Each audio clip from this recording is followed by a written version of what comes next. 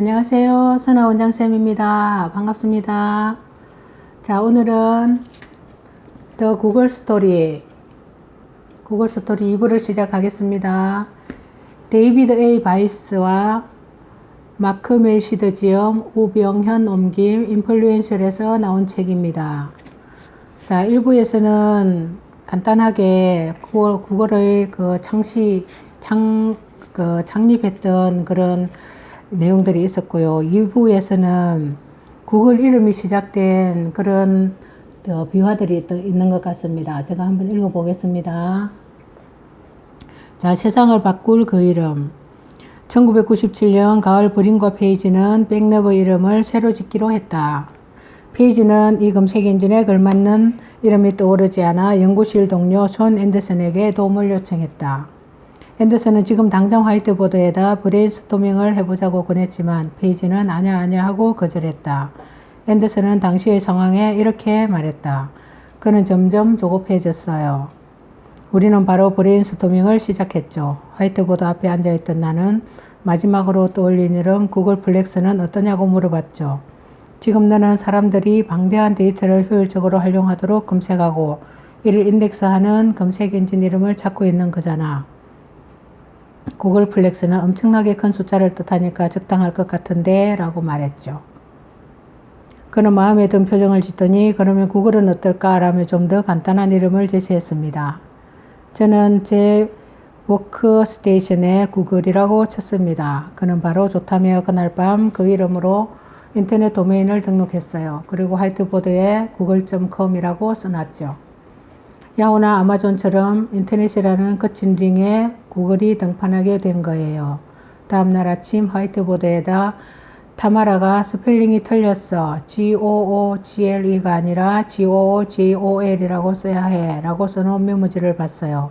이미 구글로 이름을 정해버린 뒤였죠.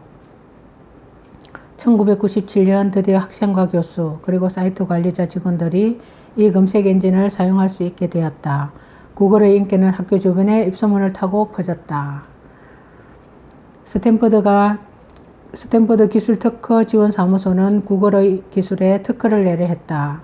그리고 스탠퍼드대 교수와 학생들은 온라인에서 정보를 찾는 수단으로 구글을 사용하기 시작했다. 스탠퍼드대 데이스 앨리슨 교수는 구글은 내가 유일하게 사용하는 검색 엔진이 되었어요 라고 말했다. 위노그레드 교수도 구글 외에 다른 검색 엔진을 사용할 필요가 없어졌습니다. 이 검색 엔진은 대학 전체에 퍼졌죠 라고 밝혔다. 구글의 인기가 날로 치솟았지만 페이지는 구글의 홈페이지를 계속 단순한 형태로 유지했다. 자금이 부족해서 구글을 폼나게 꾸며줄 디자이너나 예술가를 고용할 수 없었기 때문이다. 그런데 오히려 사용자들은 구글 사이트가 군더더기 없이 소박한 점에 큰 매력을 느꼈다.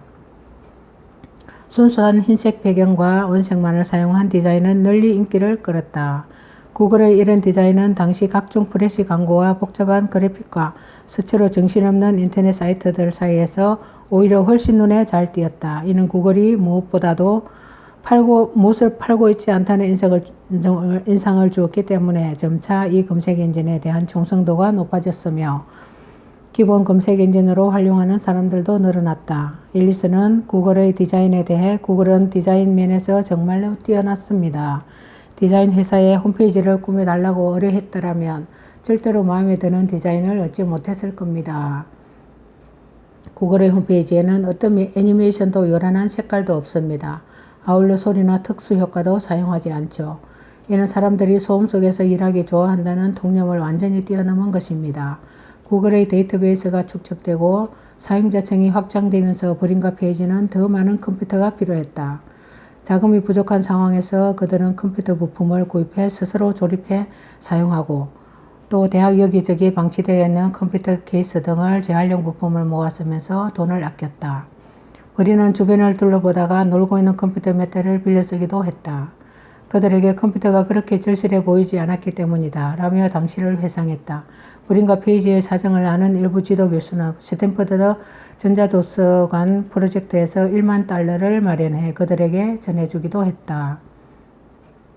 게이츠 빌딩 306호 연구실이 점점 더 많은 컴퓨터로 가득 차서 공간이 부족해지자 페이지의 기숙사방을 데이터베이스 센터로 만들어버렸다.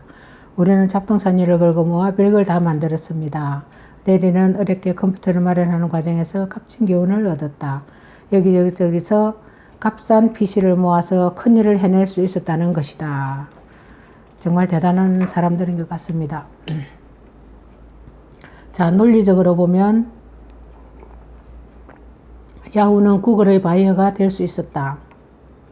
야후의 검색 서비스는 사람이 손수 편집하는 디렉터리 서비스에 의존하고 있었고 전체 인터넷을 빠르게 검색할 기술적 방법도 보유하고 있지 않았기 때문이다. 하지만 그들은 구글의 기술을 구입하거나 사용 계약을 맺을 기회를 스스로 거부했다. 야후는 사용자가 야후의 자체 제공 서비스에 더 오래 머물러 있기를 바랬다. 구글의 검색 엔진이 사용자가 원하는 정보에 가장 근접한 웹사이트로 빠르게 이동하도록 개발되었다면 야후의 딜렉터리는 야후 사이트 안에서 검색 결과를 찾으며 계속 머물도록 개발된 서비스였다. 그래야 사용자가 자사 사이트에서 쇼핑하고 광고를 보며 메일을 확인하고 게임을 즐기면서 더 많은 돈과 시간을 쓸 수 있기 때문이다. 야후의 공동 창업자 데이비드 필러는 브린과 페이지에게 구글의 독자적인 검색 엔진이 지닌 잠재력에 믿음이 있다면 지금 당장 스탠퍼드대 박사과정을 그만두고 사업을 시작하라고 조언했다. 그 방법만이 자신들이 개발한 검색 엔진에 가장 적합한 사업을 구축할 수 있기 때문이었다. 만약 그들이 주장하는 대로 구글이 뛰어나다면 아무리 인터넷 시장이 급속도로 성장하고 컴퓨터 사용자들이 최고의 인터넷 서비스와 사이트에 자연히 모여드는 이때라도 충분히 따라잡을 수 있다는 것이었다. 라고 하네요. 자, 세상의 모든 정보를 연결하다. 그들은 돈이 아닌 비전의 당위성에서 추진력을 얻습니다. 레리와 세르게이는 기꺼이 뭉쳐서 한계까지 밀어붙이죠. 한계까지 밀어붙인다고 합니다. 한계에 다다를 때까지 그렇게 밀어붙인다고 하니까 정말 굉장하죠. 구글의 포르노를 검색하면 여기서 제가 이 책에서 조금 흥미롭게 읽었던 대목이 있어서 한번 읽어보겠습니다. 구글은 일반적으로 명시적인 섹스 콘텐츠와 같은 성인물을 주제로 한 광고를 허용한다라고 자사 웹사이트에 광고를 정책으로 밝히고 있다. 이런 정책으로 구글은 가장 인기 있고 규모가 큰 검색 엔진인 동시에 인터넷 포르노에 접근하는 최대 관문이기도 하다. 구글은 포르노에서 벌어들이는 수익의 규모를 밝히지 않고 있다. 물론 다른 비즈니스 범주에서 버는 수익도 일일이 발표하지 않는다. 일부 성인과 청소년은 인터넷의 익명성을 악용하여 신분을 드러내지 않고도 포르노에 쉽게 접근하고 소비하고 있다. 온라인에서 포르노를 검색하는 컴퓨터 사용자는 은밀하게 포르노를 본다고 생각하지만 이는 착각이다 라고 하네요. 구글은 모든 검색을 기록하고 있으며 어느 IP에서 무슨 검색을 했는지 추적할 수 있다. 어떤 사람이 지메일 계정을 보유하거나 다른 구글 계정에 등록했다면 이 정보를 통해 그 사람들이 포르노를 검색했는지 추적할 수 있다고 합니다.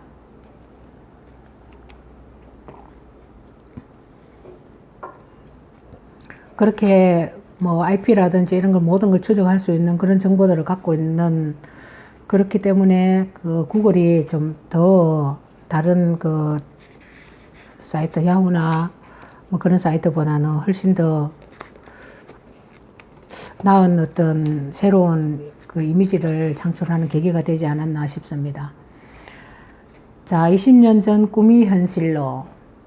브린과 페이지가 자율주행차 추구하는, 여기서 4차 산업혁명 이제 자율주행차 이야기도 많이 나오던데, 제가 앞서서 읽어드렸던 그런 책 내용들과 어떤 일맥상통하는 그런 내용들이 많아서 제가 한번 다시 읽어보겠습니다.